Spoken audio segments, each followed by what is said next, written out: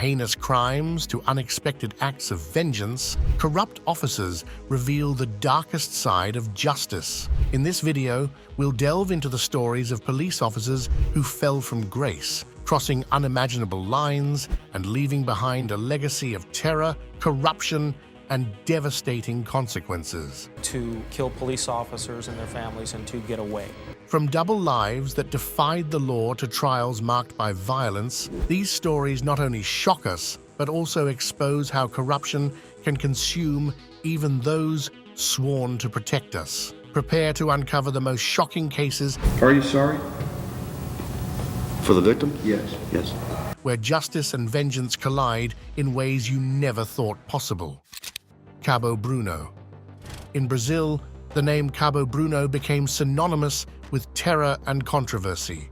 Once seen as a community protector, this police officer turned out to be the mastermind and executioner of a chilling reign of bloodshed. With over 20 murders directly linked to his name, his story is one of brutality, betrayal, and tragically short-lived redemption. Cabo Bruno's reign ended when he was arrested following multiple reports linking him to a series of murders. Initially, he confessed to participating in a single crime, but over time, he admitted involvement in at least 20 more. Some rumors even suggest this number could be higher, as other officers allegedly attributed additional crimes to him to divert attention from their own actions. The subsequent investigation uncovered an even more terrifying network of police corruption. It was revealed that Cabo Bruno wasn't acting alone, but was part of a group of at least 12 officers, including high-ranking officials who chose their victims based on superficial prejudices, such as appearance or arbitrary assumptions about their character. With irrefutable evidence, Bruno was sentenced to 1,133 years in prison, a reflection of his brutality.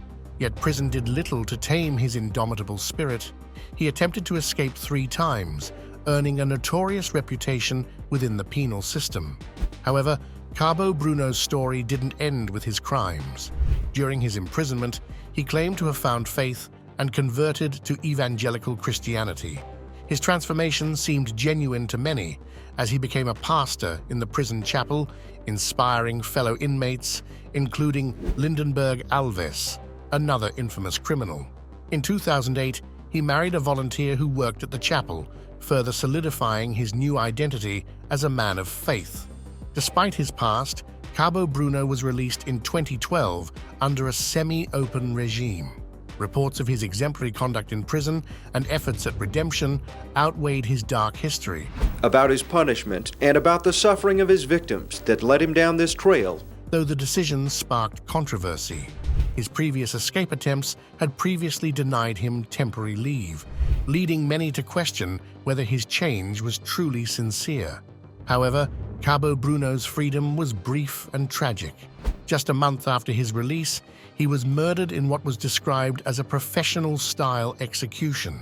He was shot 18 to 20 times on a street in the Quadricoberta neighborhood of Pindamonhangaba.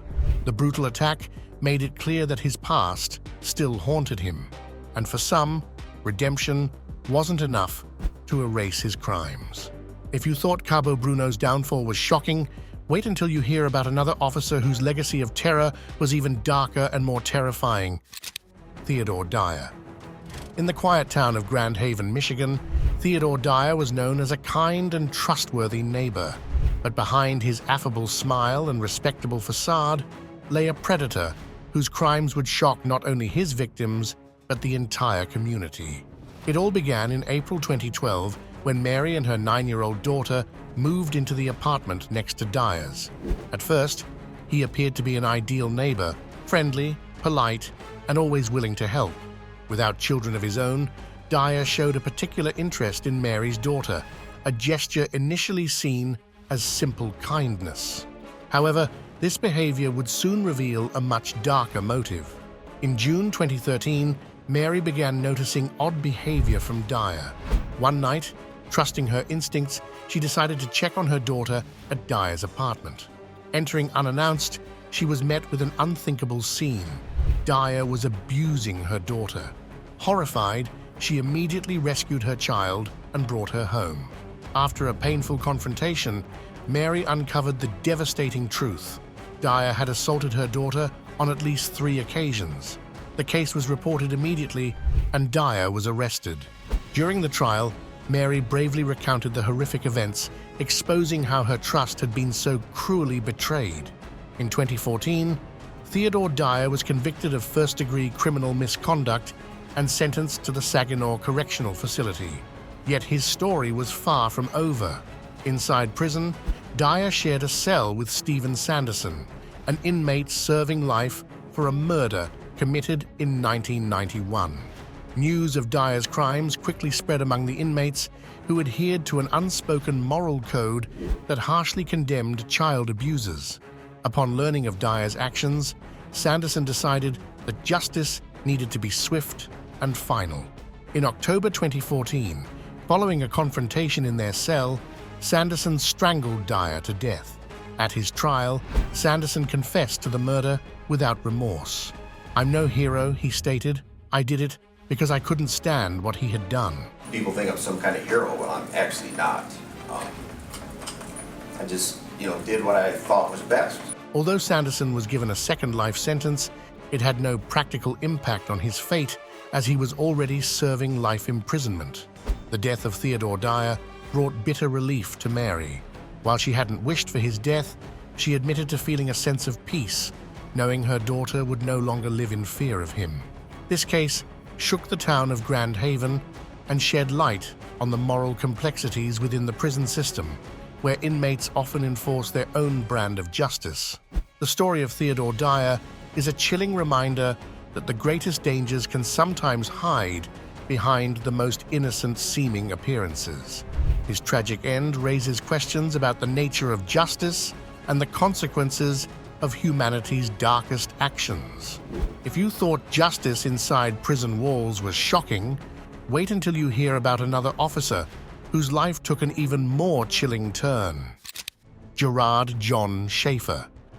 Known as the Butcher of Blind Creek and the Killer Cop, Gerard John Schaefer stands as one of the darkest figures in criminal history. As a police officer, he exploited his uniform and authority to become a ruthless predator, committing some of the most horrific acts ever recorded in the United States. Born in 1946, Schaefer grew up in a dysfunctional family marked by abuse and instability. His father's alcoholism and the chaotic household dynamics sowed the seeds of his deeply disturbed personality. By his teenage years, Schaefer had developed sadistic fantasies centered on exerting violent control over women, obsessions that eventually morphed into a terrifying reality. In 1971, Schaefer was hired by the Wilton Manors Police Department in Florida, though he lasted only 7 months. In 1972, he secured a position as a deputy sheriff in Martin County, where he used his authority to stalk and capture his victims. His guise as a respected officer allowed him to approach young women easily, offering them protection while leading them to their deaths. On July 21, 1972, Schaefer lured 2 teenage girls, Pamela Naleski and Barbara Bramucci, to a remote forest under the pretense of safeguarding them while they hitchhiked. He handcuffed the girls and tied them to trees with nooses around their necks, placing them in positions where any movement could strangle them.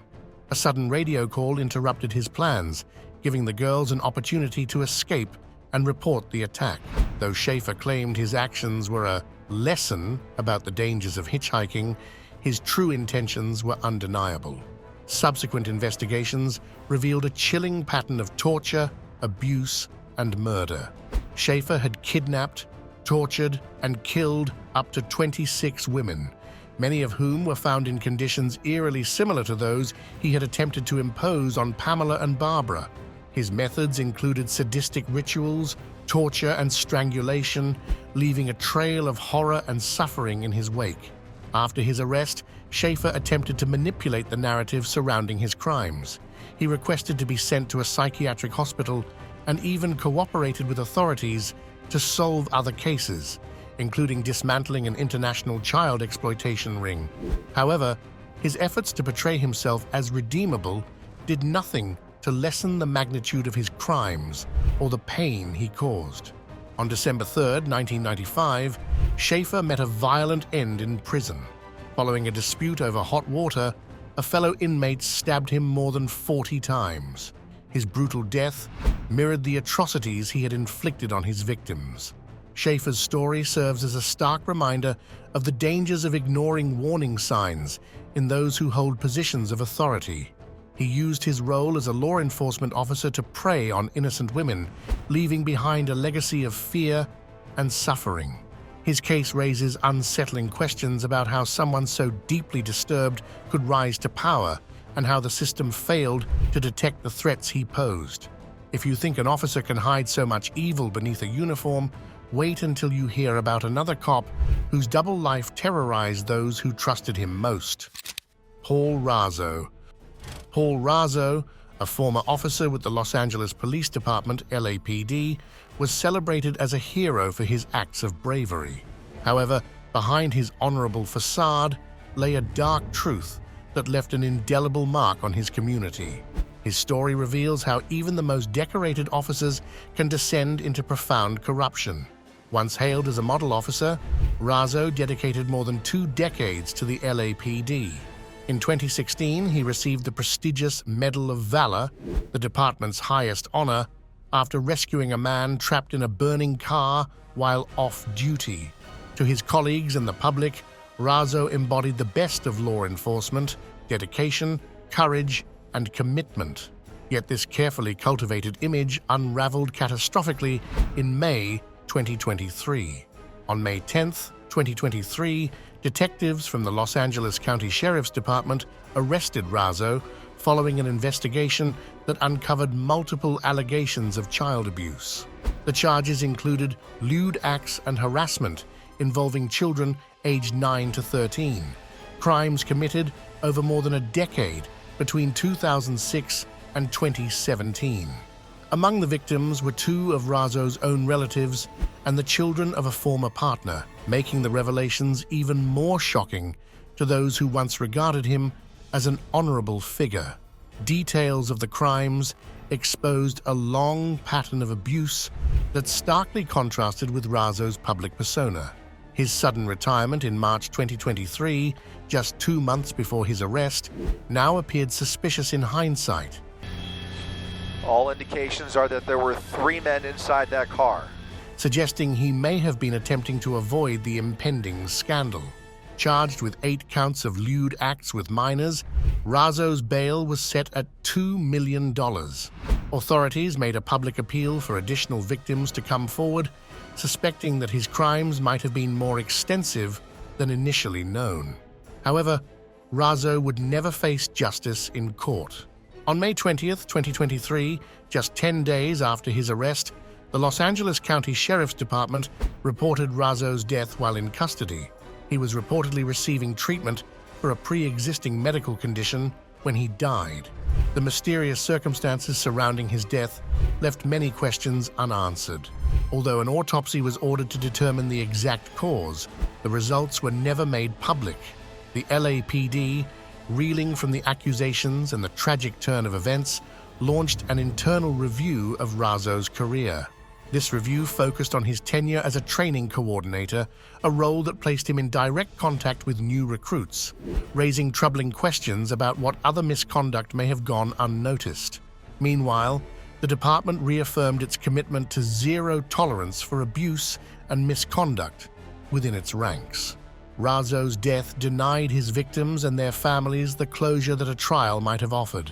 For the community, his fall from grace was a harsh lesson in the fragility of public trust in the institutions tasked with protecting them. How could a man celebrated as a hero hide such a dark side for so long? His case underscores the deceptive nature of appearances and the critical need for rigorous oversight within law enforcement. Justice is often thought of as impartial and measured, but few cases expose its raw and brutal extremes like this story. In the courtroom, an officer accused of corruption appeared with an air of smug arrogance, as though he believed himself untouchable. However, What unfolded during his trial shocked everyone and blurred the line between justice and vengeance. In the first scene, the officer sits on the defendant's bench. His posture is relaxed, the shackles on his wrists seemingly a minor inconvenience. A mocking smile stretches across his face, a clear display of defiance as if to proclaim his immunity to the law. The atmosphere in the courtroom is tense, murmurs echoing faintly as the proceedings progress. Then, something inexplicable happens. Off camera, an unforeseen event interrupts the trial. The stenographer stops typing, leaving a gap in the official record. For a moment, the courtroom is engulfed in silence, breaking the controlled rhythm of the proceedings. No one can pinpoint the exact trigger for this unsettling pause. The second scene, however, captures an entirely different tableau. The officer who once exuded confidence now lies lifeless on the floor. His previously smug face is unrecognizable, brutally disfigured by savage violence. Blood stains the walls and floor, and fragments of his jaw and teeth are scattered across the room, a grim testament to swift and merciless retribution. Chaos overtakes the courtroom as the trial halts entirely. What transpired in those crucial moments remains a mystery.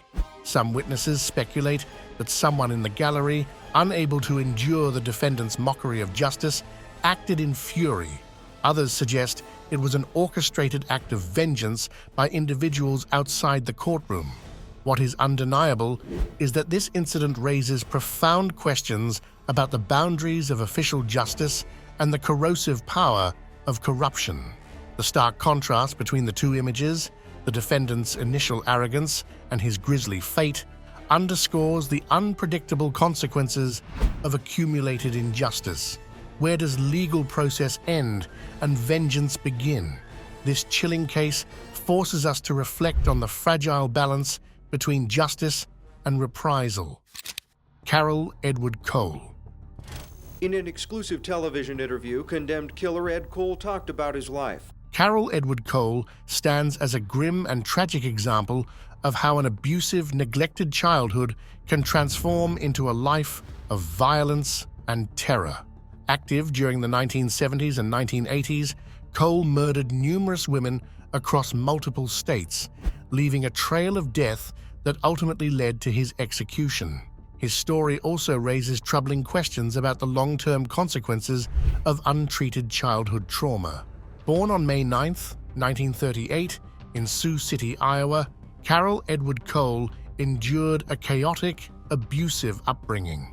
His mother, Vesta, subjected him to constant humiliation, dressing him as a girl and forcing him to accompany her to extramarital affairs while threatening him with violence if he revealed her infidelity. Even his name, Carroll, often provoked ridicule from his peers. These early experiences left deep psychological scars that later became the triggers for his violent behavior. Cole's first murder occurred at the age of just 8 years old. In 1946, he drowned his classmate Dwayne in a Richmond, California lake.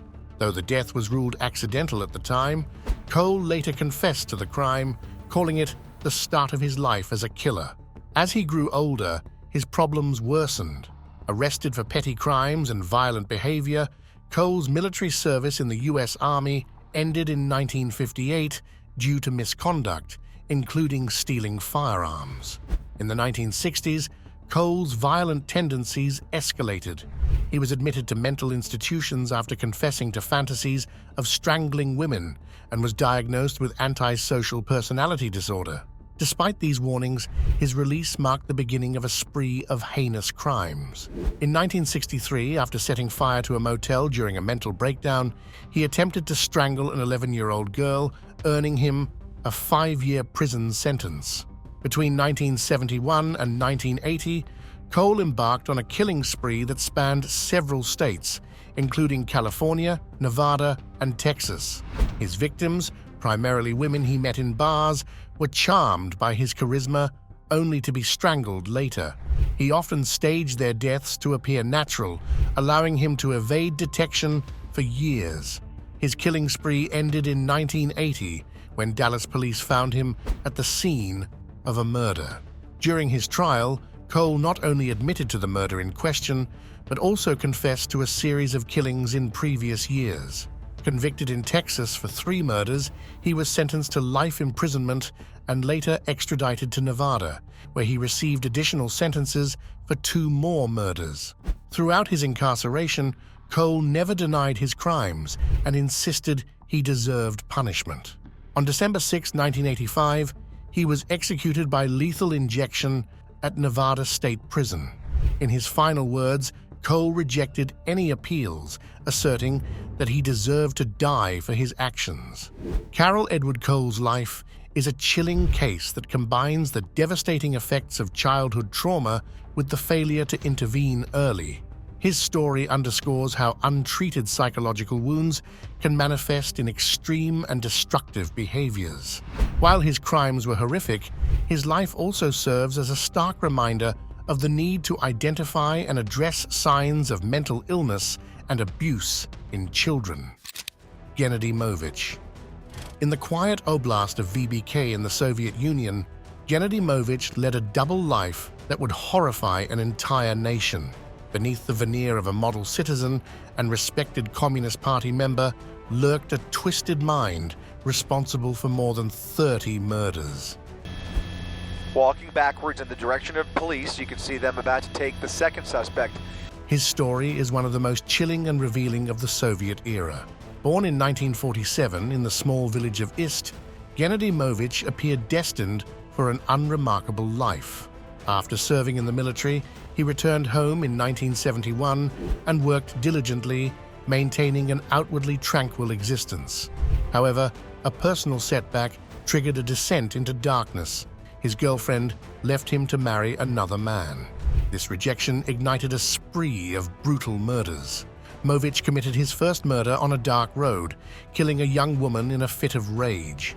This act set off a decade-long killing spree across the region. Movich lured his victims, mostly young women, by exploiting his mild demeanor and offering them rides in his distinctive red Zaporozhets car. Once isolated, he would strangle or suffocate them before stealing their belongings. He would then gift these stolen items to his unsuspecting wife, adding a macabre layer to his crimes. Movich's ability to maintain a facade of respectability baffled investigators. He abstained from alcohol, worked diligently, and participated in the Drina del Pueblo Voluntario, a community watch group. This role even gave him access to confidential details of the murder investigations, which he used to stay one step ahead of the authorities. In 1984, Movich's bloodiest year, he murdered 12 women. Growing bold, he sent an anonymous letter to a local newspaper, falsely attributing the murders to a fictitious militant group. Forensic experts eventually traced the letter back to him, sealing his fate. Arrested in December 1985, Movich initially denied the allegations, but soon confessed in chilling detail. Despite being diagnosed with psychopathy, he was deemed fully aware of his actions. Sentenced to death, Movich was executed by firing squad in 1987. The VBK case exposed not only the brutality of Movich's crimes, but also systemic failures within the Soviet justice system. In their rush to close the case, authorities had wrongfully arrested and executed innocent people, deepening the scars left by his crimes. Movich's ability to hide in plain sight and exploit his position serves as a chilling reminder of how evil can operate undetected. His legacy is one of horror, but also a cautionary tale about the dangers of overlooking warning signs in those who hold positions of trust. If this monstrous case shocked you, wait until you hear about an officer who turned his resentment into a weapon of terror and destruction. Christopher Jordan Dorner. Well, that search for Dorner is still going strong. Christopher Jordan Dorner, a former officer with the Los Angeles Police Department, LAPD, went from a committed aspirant to one of the most wanted fugitives in recent U.S. history. His case exposed systemic failures within the LAPD and unleashed a wave of violence and chaos that shocked the nation. Born on June 4, 1979, in Southern California, Dorner faced challenges early in life. As one of the few African-American students at his school, he endured persistent racism, shaping his character and igniting a desire for justice. After graduating with a degree in political science and psychology from Southern Utah University in 2001, Dorner joined the U.S. Navy Reserve, where he rose to the rank of lieutenant. While his naval career was distinguished, Dorner's true dream was to join the LAPD. In 2006, he achieved that goal, entering the academy and beginning his training. However, an incident in 2007 forever altered his life. Dorner accused his supervisor, Teresa Evans, of using excessive force during an arrest. An internal investigation deemed the allegations false, and Dorner was fired in 2008 for filing a false report. He appealed the decision, but in 2011, his dismissal was upheld, an event that planted a deep-seated resentment within him. In February 2013, Dorner published an extensive 11,000-word manifesto online, accusing the LAPD of racism, corruption, and nepotism. He also detailed a plan for vengeance against those he believed responsible for his firing, targeting not only officers, but also their families. More than 40 people were identified as potential targets, prompting massive security measures. On February 3, 2013, Dorner began his deadly mission by murdering Monica Kwan, the daughter of a former LAPD captain, and her fiancé, Keith Lawrence. This attack was the first in a series of violent acts across Southern California. 4 days later, he ambushed 2 officers in Riverside, killing one and injuring the other. Dorner then attempted to flee to Mexico, but his plans unraveled when his truck was discovered near Big Bear Lake, triggering a massive manhunt involving over 125 officers. During the pursuit, tensions ran high. In a tragic error, LAPD officers opened fire on a vehicle resembling Dorner's, injuring 2 innocent women. This incident highlighted the immense pressure law enforcement faced and exposed flaws within their response system. On February 12, 2013, Dorner was located in a cabin in Angeles Oaks. After an intense gunfight that claimed the life of another officer, authorities surrounded the cabin and deployed tear gas to force Dorner out. Meantime, late Wednesday, police said tear gas canisters may have started the fire they believe ultimately engulfed Dorner. The cabin caught fire, and when the flames were extinguished, human remains were found inside.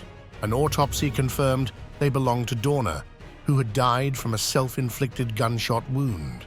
The Christopher Dorner case left a toll of 4 dead and numerous injured, along with significant psychological and social scars in affected communities.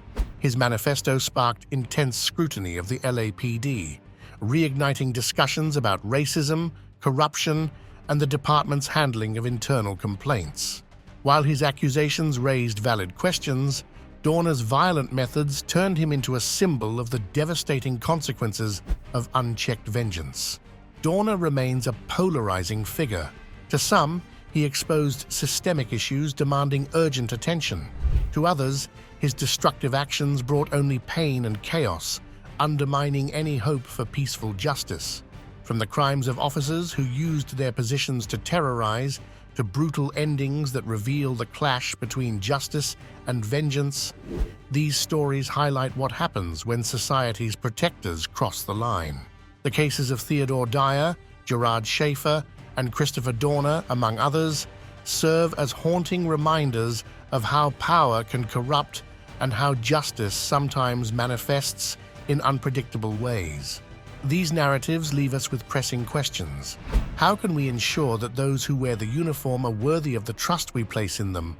And when they fail, how far must we go to hold them accountable? If these stories impacted you, share your thoughts in the comments and subscribe to the channel for more content exploring the darkest corners of justice and crime. See you in the next video.